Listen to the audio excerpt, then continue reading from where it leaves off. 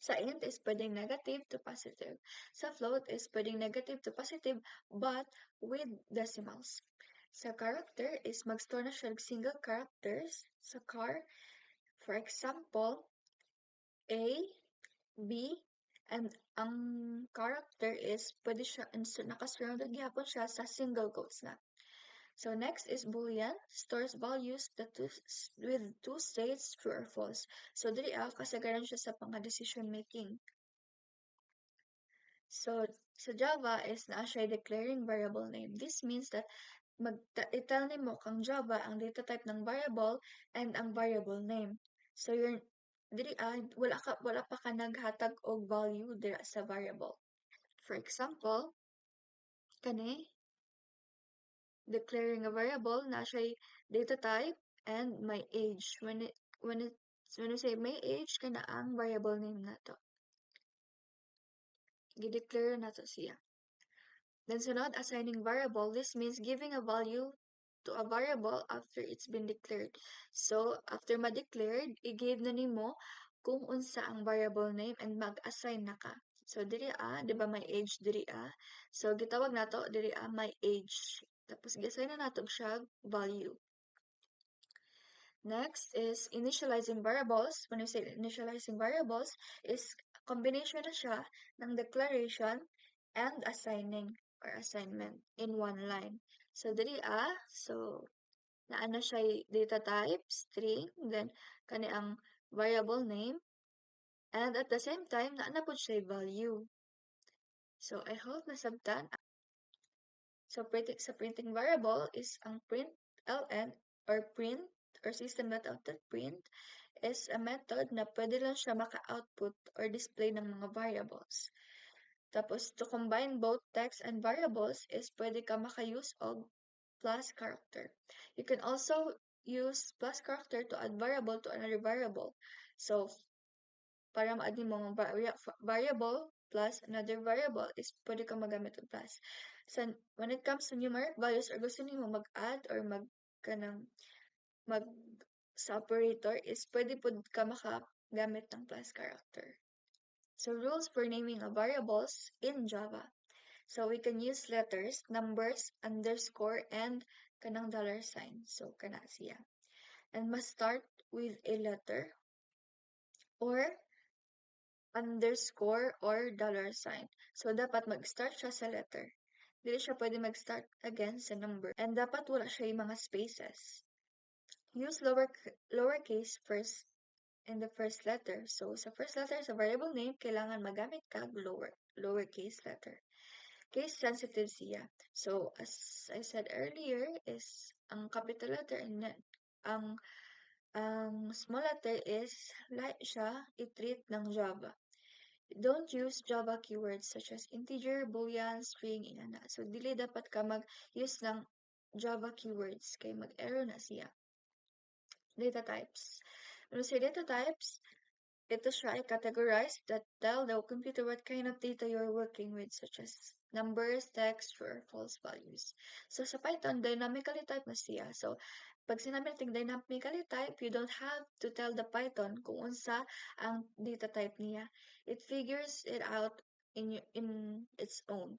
So sa Java is statically typed. So you must declare first the type or data type para makakreate ka ng variable. So sa Python data types, natay string. Sa text type, natay string, short for str, and mag-store na siya text. Numeric types is int, float, complex. When we say integer, na-discuss na ko gaina, whole numbers na siya. When we say float is decimal, na siya decimal numbers, and complex is used more in advanced math. So, third is sequence type, natay list, tuple, range. So, there is na siya mga changeable, sequence of numbers, use, and loops. Kanang sa range is magamit na siya sa loops. Then, pangkaupat, mapping type, dictionary. Natay set type pod, which is set and frozen set. Sa Boolean type is bool, two values na siya, which is magkuhan siya true or false. Sa binary types, natay bytes, byte array memory view. So, ang lastly is non-type. When we say non-type, wala siya value. Java data types. So, a variable in Java must have a specified data types. So, natay primitive data types and non-primitive data types. So, sa primitive data types, natay byte, short, integer, long, float, double, boolean, and character. So, kana siya ang mga data types sa Java. Sa numbers, nata integer types such as short, byte, int, long, and napod tayo floating types which is float and double. So, unsay kalahian sa float and double? Sa float is naatay precision as about 6 to 7 decimal digits. On the other hand, sa double is naatay precision for about 15 to 16 decimal digits. So, mas precise or mas greater ang accuracy na gina-provide ng double and it is safer and more reliable sa most of the calculations na ginahimo nato. Scientific numbers, when we say scientific numbers, for example, kana is 5.12 e negative 4, which means 5.12 times 10 to the raised to the power of negative 4. So, ang e dira is 10. So, non-primitive type, natay string, arrays, a collection of elements of the same type, stored just a fixed size structure. And classes, blueprints for creating objects, user-defined types. Classes can contain fields, variables, and methods, functions. Python operators. So, nato ang mga Python operators nato. Then, sa arithmetic operators, mag-perform siya ng mga mathematical operators. If mag-compute ta, pwede na siya gamiton. Comparison operators, mag-compare siya ng two values and mag-return siya sa Boolean result ng or true or false. Kana siya. Logical operators, these operators is modify or combine Boolean values and or not. Assignment operators, these operators assign values to variables. So, mag-assign siya ng values sa kada variables. So, assignment, add and assign, kana. Bitwise operators, ang kana is mag-perform siya ng mga operations on individual bits of integer. Number shape operators, gina-check kung ang value ba is a member ng sequence. In, not in. So, ang in is matrue siya if ang value is makitaan siya sa sequence. And not in, matrue siya if ang value is dili jud makitaan sa sequence. Kana operator precedence based on the precedence level. And kana. So, next is Java operators.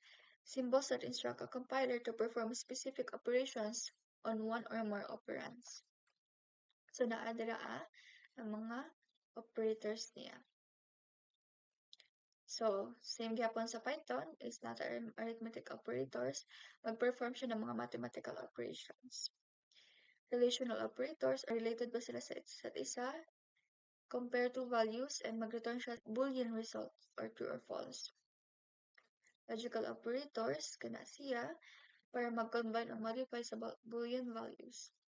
Assignment operators para mag-assign ng mga values to variables. Bitwise operators, kana siya. Conditional operators or ternary operators, usually makita nato ni siya sa if-else statements, sa mga loops. String concatenation, when we say concatenation is ang plus sign niya. The plus operator is overloaded in Java. It can perform both addition and string concatenation. When we say string concatenation is maka-add siya og mga string and variable names. Operator precedence in Java.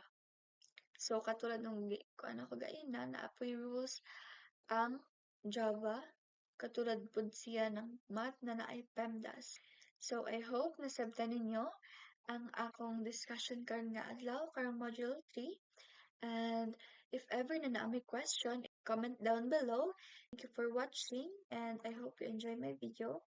Thank you so much guys. Bye!